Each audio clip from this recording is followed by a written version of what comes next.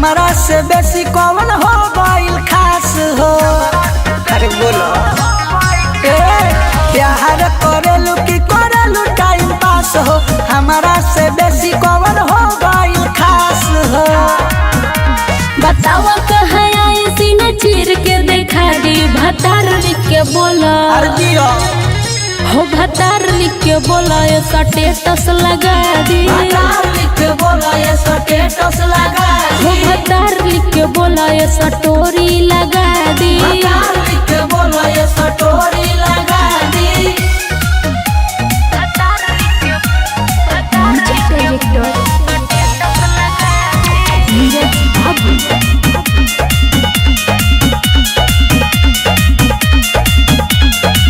कोरेनी प्यार जानो तो हो पे लुटावेनी, माई के क्रिया हम खा के बतावेनी। हो खेला शौक हमरा तोहरा हो ऊपर, हमरा के छोड़ के पटई हो ना दूसर। तू हवा हो राजा हम होई तोहर रानी, मीडिया के बता दी हो, भतार लिख के बोला ये स्टेटस लगा दी, भतार लिख के बोला ये स्टेटस लगा हो दी, भतार लिख के बोला ये स्टोरी लगा दी, भतार लिख के बोला ये स्टोरी लगा दी।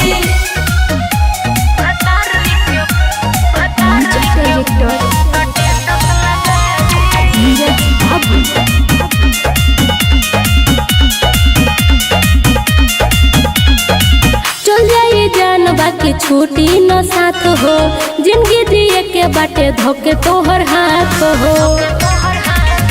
छोरी के हमरा के जई हो न जान हो, पहला लाडू मर जाई चंदन चांद हो।